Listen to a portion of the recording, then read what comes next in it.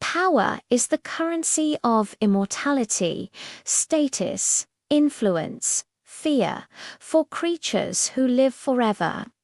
These are the only things that seem to matter. Most vampires spend centuries chasing it, building empires of shadows and blood. But some just walk away.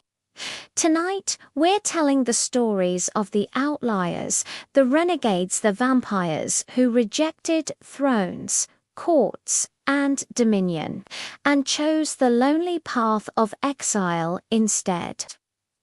These are the tales of those who traded ultimate power for quiet obscurity. Welcome back to More Vampires, where we explore the untold sides of immortal mythology. In our world, power is everything. So today, we ask a deceptively simple question. Why would an immortal being, a creature of immense strength and potential, deliberately choose to become invisible? Why would a king or queen of the night abandon their crown to wander in the shadows? The answer is far more complex than simple cowardice. It's a story of sacrifice, conscience, and the true cost of forever. Let's begin. For most, power brings protection. It's a shield against rivals, a bulwark against hunters, a guarantee of survival in a hostile world. But it also brings something else: obligation. The crown is heavy, not just with jewels, but with responsibility. It demands endless politics, the constant threat of violence, and the burden of control. Every decision has consequences that ripple through decades, even centuries. To rule is to be entangled in an eternal web of alliances, betrayals, and conflict. Some vampires, after tasting this kind of authority, come to a stark realization. Ruling is not freedom. It's a gilded cage, a prison made of responsibility and blood. They see that the more they control, the less they are in control of themselves. The throne doesn't liberate, it binds. And for some, that price is simply too high. Beyond the sheer weight of responsibility, there's a deeper, more insidious cost to holding power. Authority, especially absolute authority, has a way of corrupting the soul. To maintain a grip on a throne, a ruler must often be cruel. They must make sacrifices not of themselves, but of others. A rival must be eliminated. A territory must be conquered. An example must be made. Over time, the faces in the crowd begin to blur. Rulers stop seeing individuals with hopes, fears, and families. They start seeing numbers, resources, assets, threats. The humanity, or whatever semblance of it they clung to, begins to erode. Power demands a certain coldness, a detachment that allows for ruthless calculus. Some vampires feel this change happening within them. They feel the empathy draining away, replaced by cold strategy, and they flee before they lose the last shred of their former selves. They choose exile not out of fear of their enemies, but out of fear of becoming the monster their enemies believe them to be. This leads us to one of the most compelling reasons for exile. It's a moral escape. For these vampires, leaving isn't an act of weakness. It's an act of profound refusal. It's a declaration. a refusal to kill for political gain, a refusal to manipulate the lives of mortals and immortals like pieces on a chessboard. It's a refusal to become a god, judging who lives and who dies.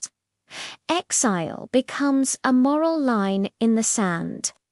They understand that once they fully embrace the brutality required to rule, there is no turning back. It's a one-way path to damnation, a spiritual point of no return. So they step away. They abandon their legacy, their name, their power, all to preserve a piece of their conscience. In a world defined by predation, choosing not to be a predator is the ultimate act of rebellion. Exile, for them, is not a punishment, it's a sanctuary for the soul. But this sanctuary comes at a tremendous price. Exile offers peace from the constant scheming and violence, but it also offers a deafening silence. The clamor of the court is replaced by the whisper of the wind. There are no allies to call upon, no guards to protect them, no subjects to command. There is only the endless stretch of nights and the company of one's own thoughts. The memories of centuries can become a heavy burden when there's no one to share them with. They trade power for isolation. They trade control for obscurity. Loneliness becomes their constant companion, a shadow that follows them even when they are not in the sun. For a social creature, even a predatory one, this solitude can be a torment worse than any physical threat. The peace they sought can curdle into a profound, aching emptiness, a quiet hell of their own making. This emptiness is compounded by another, more existential crisis, a freedom without purpose. When you're part of a power structure, your purpose is clear. There are wars to be fought, domains to be managed, a legacy to be built. Your existence has meaning because it has demands, but outside of that structure, nothing demands them. No one needs them. They are untethered, drifting through time. They are utterly free, but they are also utterly unnecessary. The freedom they craved, the escape from duty, can become another kind of prison, an existence without purpose, stretched over eternity, is a horrifying prospect. What do you do with endless time when nothing and no one requires anything of you? This is the paradox of their choice. In fleeing the prison of responsibility, they may find themselves in the desert of irrelevance. And this desert is a dangerous place to be. Exiles don't belong anywhere. They are caught between worlds, rejected by all sides. The rulers they abandoned see them as traitors, a dangerous precedent that must be crushed. Their old rivals see a weakened target, an easy kill without a power base to protect them. The rebels and anarchists who fight against the thrones see them not as potential allies, but as cowards who ran instead of fighting. And, of course, to humans, they are still monsters regardless of their political standing. They become ghosts wandering between worlds, untouchable and unwelcome. They are hunted not for what they do, but for what they aren't, for what they were. Their past is a target on their back, and their present offers no shield.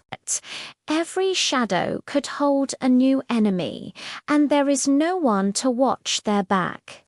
Yet, despite the loneliness, the lack of purpose, and the constant danger, some exiles find a quiet form of redemption. They don't seek to change the world anymore. Instead, they find small ways to exist within it. Some become silent guardians of a remote village, protecting its people from the shadows without ever revealing their nature. Others become keepers of lost knowledge, preserving art, literature, and history in hidden libraries. They watch the grand tapestry of history unfold without trying to pull its strings. They become witnesses instead of gods. They trade the roar of dominion for the whisper of existence. And for some, after centuries of bloodshed and ambition, this quiet, unassuming role is more fulfilling than any throne. They find meaning not in ruling the world, but in simply observing its fragile beauty, and sometimes that is enough. In the end, exile is not an escape, it is a choice. A profound, difficult, and often painful choice. It is the decision to lose everything that makes immortality seem powerful: stasis, influence, control, in order to preserve the one thing that makes existence meaningful: a conscience. It is the ultimate rejection of the idea that to live forever, one must become a monster. Thank you for joining us on More Vampires. Subscribe for more stories that look beyond the throne and the blood.